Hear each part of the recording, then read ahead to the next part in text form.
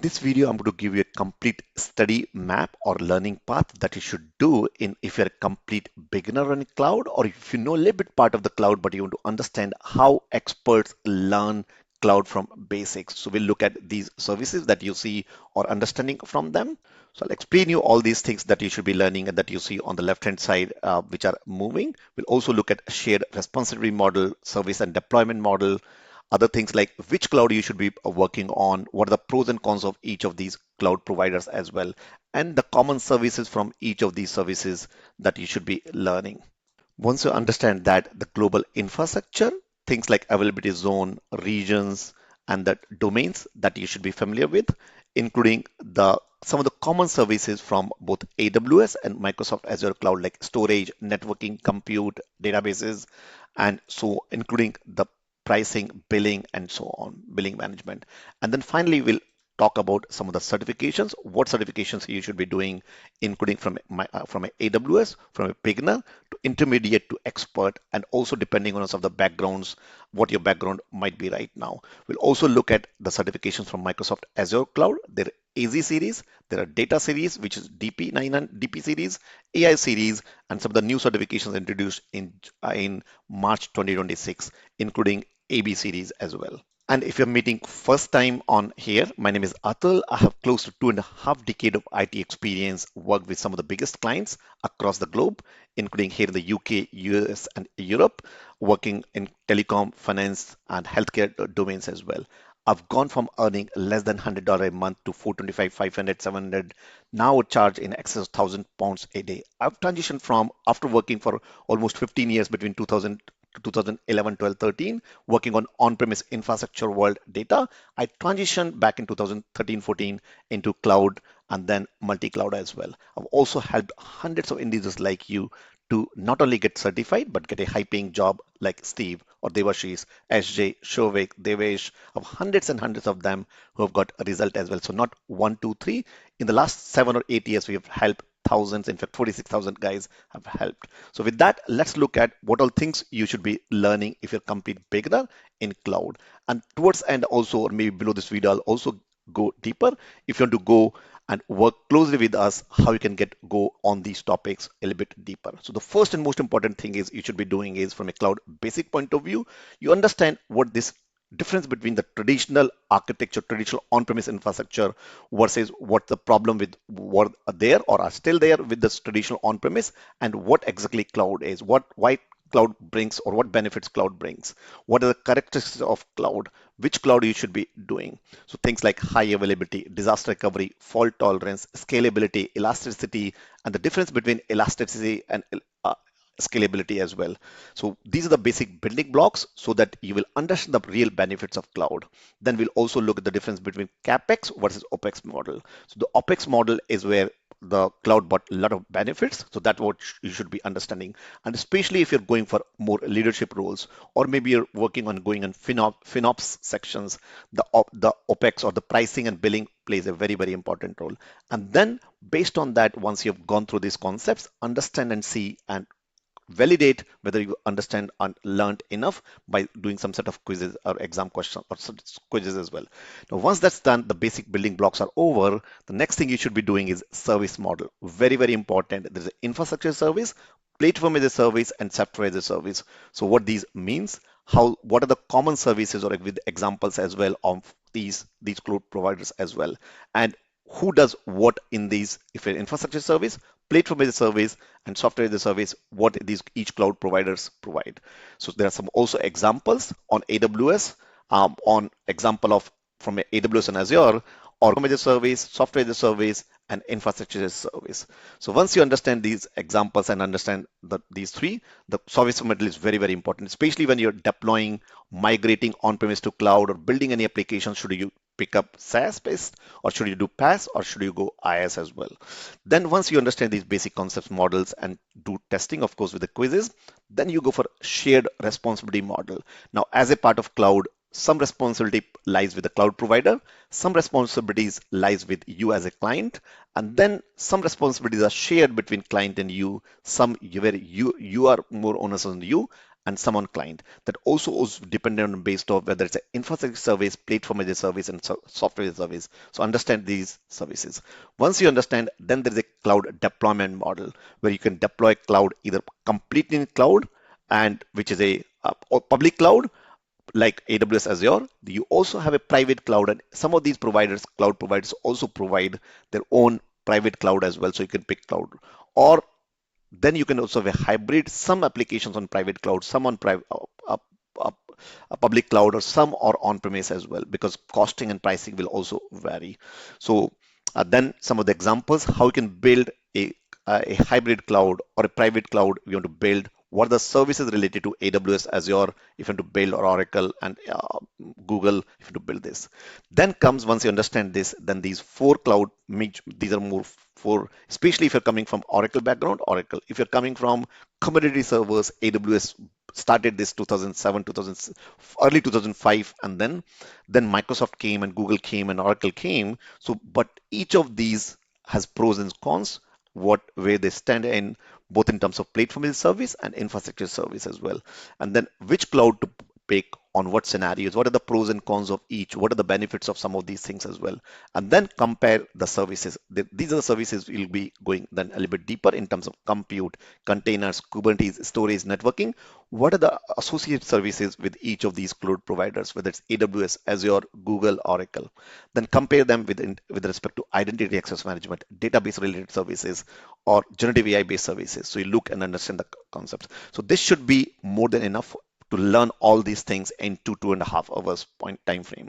Once you have done, then we'll start on some of the basic infrastructure. So for that, you need to understand the global infrastructure, because your high availability, disaster recovery, or which services to deploy in what data centers, all region. So those things will play a big role. So you need to understand what is a region, both in AWS and Azure. What are the data centers? How do you configure active? Not everything that my cloud providers say will be highly available automatically. You might, as an architect, you might, as an administrator, might have to set up these things. So understand what is region, and then availability zones. Something similar concept you have in other maybe a domain, availability domain, or fault domains as well. We'll see with respect to the Microsoft. So then you also have edge services, and which are closer to the data centers or the cloud or the end client providers as well. So what are these edge locations from both Microsoft and as your point of view? Then understand the core services. The core services are compute, storage, networking, databases, more under, and then identity and access management. These are the building blocks of any cloud provider. So within compute, then understand what are the compute within AWS itself, what are the compute services, what are the storage services, and within storage, you have an object storage, file storage, and then block storage. So understand block, object, file, what are the corresponding services from provided by these cloud providers. So for example, you have EFS, which is a file, similar something Microsoft has a Microsoft file share. The block storage, you have block storage, EBS, and is there. And then on object storage, you have the S3 buckets, something similar as well in Microsoft Azure Cloud. Then you have a database services, which is also a relational databases, a SQL database services. Then you also have NoSQL database services as well from AWS Azure and as well. Then you also need to understand that networking services, and networking you have, for example, VPC on AWS Cloud, and then Microsoft has a VNet, and then like that Google has a cloud virtual network. So understand these network services as well. Once that's done, of course, you do some quizzes so you understand whether you've done and understand, and then go deeper on these compute. Now, compute is not just virtual machine. You also have containers, Kubernetes, what these mean if you're new to these concepts. And then how do you build some of these services we're going to look. So what are the services available from AWS? We're going to focus on two services, EC2 and Lambda, but we'll also get an idea about other services that are available. Then something similar in compute, Microsoft Azure services, you have Azure app services, container services, Kubernetes services, virtual machines, and so on. And then, so that's probably give you idea about the basic common services. Then you continue on day 3, where we go a little bit deeper into the object storage, which is your S3, which is buckets. You will be working very, very aggressively on S3 buckets. So how do you use what these means are? Something similar in Microsoft Azure Cloud, you have blob storage. So what these blob are and build those blob services. Now AWS has relational data services, which are different type of databases, relational databases on AWS Cloud.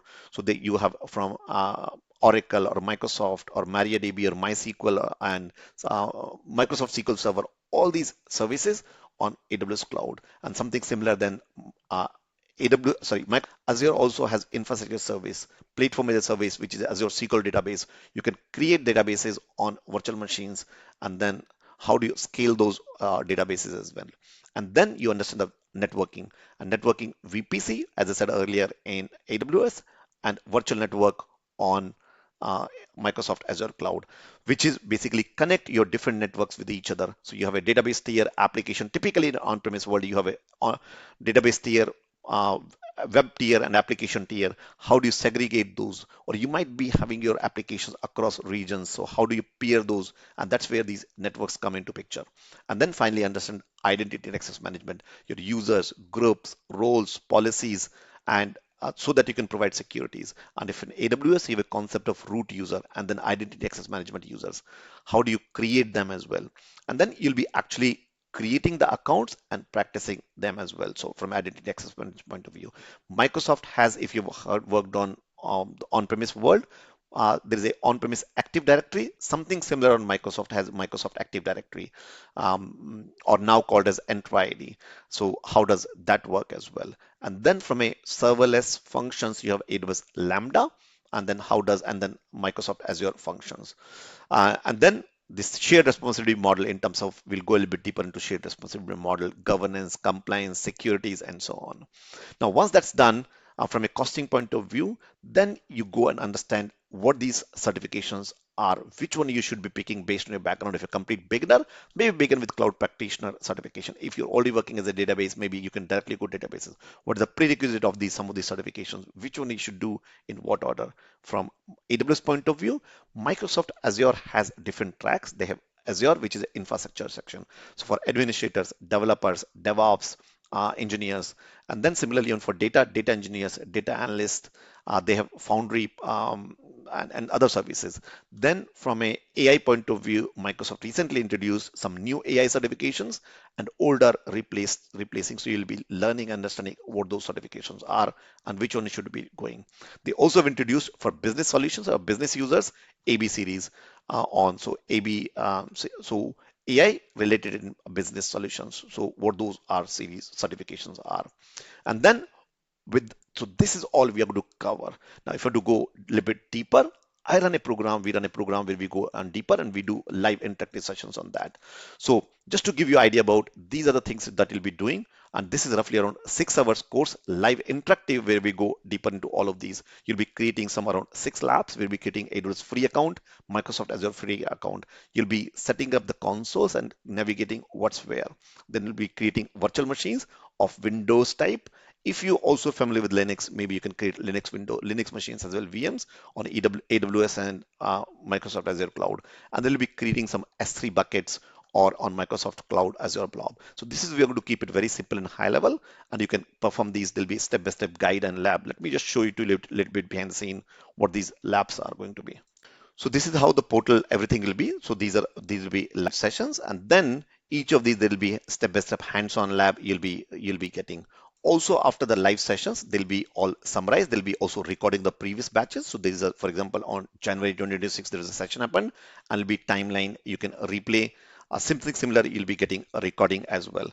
Also, we'll be doing some quizzes, the notes, everything that probably the trainer or instructor will be sharing. So just to let you know what's included, it'll be the 3 sessions of roughly around 2 hours each. On top of that, there'll be some hands-on labs that we'll be performing outside the class as well, and you'll also get support to perform those labs. Also, it'll be weekly. There'll be live interactive session where you can ask questions from the instructor as well. Now, you'll also get lifetime access to the recording, and then support from the instructor as well as my team to get, and you'll get a WhatsApp community access for a month within this program. Now, sweeten the deal. So you'll be getting 200 plus sample exam questions from both AWS fundamental certification as well as Azure AZ 900 certification, so that you can get.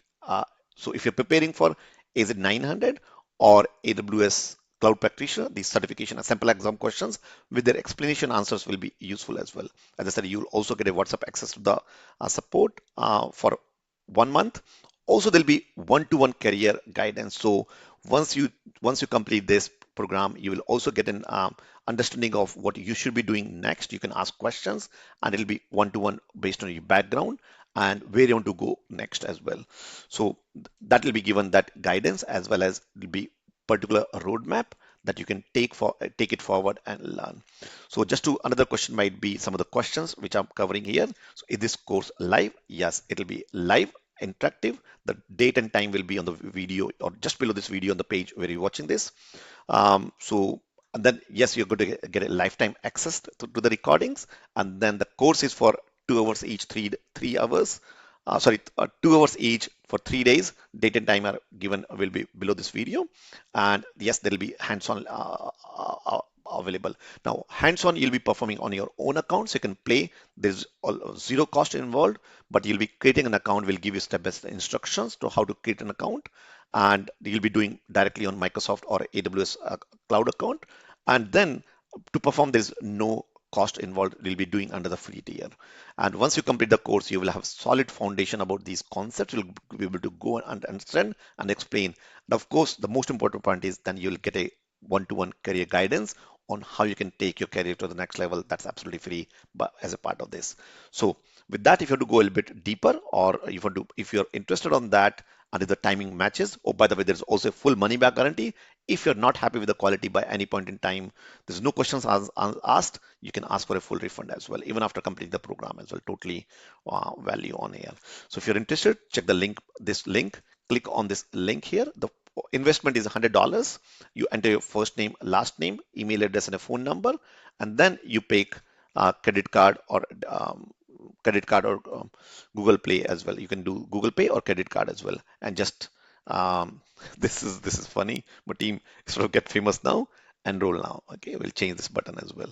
So with that, this is Atul. Do let me know if you're looking for something else, or if you have some other expectations. Do let me know about that as well. Just put it in the comment section, or whosoever forward this video to you. Take care. Until then, thank you, and look forward to see you inside the session.